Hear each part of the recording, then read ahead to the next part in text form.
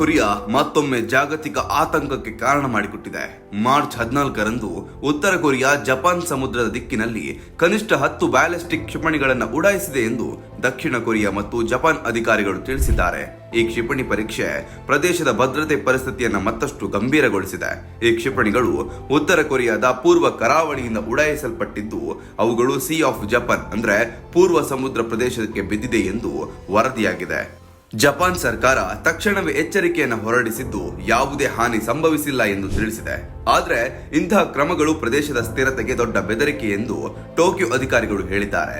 ಈ ಕ್ರಮಕ್ಕೆ ಅಮೆರಿಕ ಕೂಡ ತಕ್ಷಣ ಪ್ರತಿಕ್ರಿಯಿಸಿದೆ. ಯುಎಸ್ ಡಿಪಾರ್ಟ್ಮೆಂಟ್ ಆಫ್ ಡಿಫೆನ್ಸ್ ಉತ್ತರ ಕೊರಿಯಾದ ಈ ನಡೆ ಪ್ರಚೋದನಕಾರಿ ಮತ್ತು ಅಸ್ಥಿರಗೊಳಿಸುವ ಕ್ರಮ ಎಂದು ಖಂಡಿಸಿದೆ. ಅಮೆರಿಕ ತನ್ನ ಮಿತ್ರ ರಾಷ್ಟ್ರಗಳಾದ ಜಪಾನ್ ಮತ್ತು ದಕ್ಷಿಣ ಕೊರಿಯಾದೊಂದಿಗೆ ಸಮನ್ವಯ ಹೆಚ್ಚಿಸುವುದಾಗಿ ತಿಳಿಸಿದೆ. ತಜ್ಞರ ಪ್ರಕಾರ ಇಷ್ಟು ಸಂಖ್ಯೆಯಲ್ಲಿ ಕ್ಷಿಪಣಿ ಉಡಾವಣೆ ಮಾಡುವುದು ಸಾಮಾನ್ಯ ಪರೀಕ್ಷೆಯಲ್ಲ, ಇದು ಶಕ್ತಿ ಪ್ರದರ್ಶನವೂ ಆಗಿರಬಹುದು. ಉತ್ತರ ಕೊರಿಯಾ ಇತ್ತೀಚೆಗೆ ತನ್ನ ಸೈನಿಕ ಸಾಮರ್ಥ್ಯವನ್ನ ವೇಗವಾಗಿ ವಿಸ್ತರಿಸುತ್ತಿದ್ದು ಹೊಸ ತಲೆಮಾರಿನ ಕ್ಷಿಪಣಿಗಳು ಅಭಿವೃದ್ಧಿಪಡಿಸುತ್ತಿದೆ. ಕೆಲವು ಕ್ಷಿಪಣಿಗಳು ದೀರ್ಘ ದೂರದ ಗುರಿಯನ್ನು ಹೊಡೆಯುವ ಸಾಮರ್ಥ್ಯ ಹೊಂದಿರಬಹುದು ಎಂದು ಆತಂಕವೂ ಇದೆ.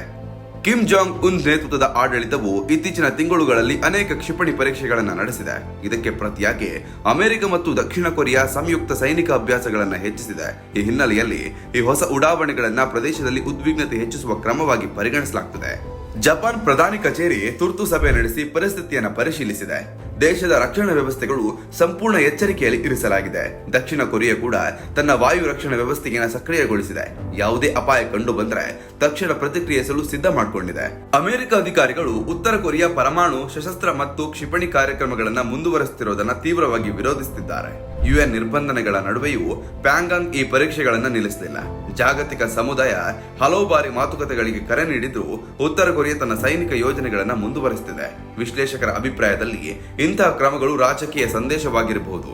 ಅಂತಾರಾಷ್ಟ್ರೀಯ ಒತ್ತಡ ಹೆಚ್ಚಾದಾಗ ಅಥವಾ ಸೈನಿಕ ಅಭ್ಯಾಸಗಳು ನಡೆದಾಗ ಉತ್ತರ ಕೊರಿಯಾ ಸಾಮಾನ್ಯವಾಗಿ ಕ್ಷಿಪಣಿ ಪರೀಕ್ಷೆಗಳನ್ನು ನಡೆಸುತ್ತದೆ. ಇದು ತನ್ನ ಶಕ್ತಿ ಮತ್ತು ತಡೆ ಸಾಮರ್ಥ್ಯವನ್ನು ಪ್ರದರ್ಶಿಸುವ ಪ್ರಯತ್ನವಾಗಿರಬಹುದು.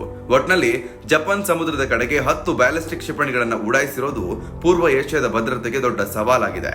ಈ ಘಟನೆ ನಂತರ ಅಮೆರಿಕ, ಜಪಾನ್ ಮತ್ತು ದಕ್ಷಿಣ ಕೊರಿಯಾ ನಡುವಿನ ಸೈನಿಕ ಸಹಕಾರ ಇನ್ನಷ್ಟು ಗಟ್ಟಿಯಾಗುವ ಸಾಧ್ಯತೆ ಇದೆ. ಮುಂದಿನ ದಿನಗಳಲ್ಲಿ ಉತ್ತರ ಕೊರಿಯಾ ಇನ್ನಷ್ಟು ಪರೀಕ್ಷೆಗಳನ್ನು ನಡೆಸುತ್ತದೆಯೇ ಅಥವಾ ಮಾತುಕತೆಗಳಿಗೆ ಸಮ್ಮತಿಯಾಗುತ್ತದೆ ಎಂಬುದನ್ನು ಜಗತ್ತು ಕಾದು ನೋಡ್ತಿದೆ. ಯಾವುದೇ ಸುದ್ದಿಯ ಅಪ್ಡೇಟ್ ಅನ್ನ ಮಿಸ್ ಮಾಡ್ಕೊಳ್ಬಾರ್ದು ಅಂದ್ರೆ ಈಗ್ಲೇ ಒನ್ ಇಂಡಿಯಾವನ್ನ ಸಬ್ಸ್ಕ್ರೈಬ್ ಮಾಡಿ.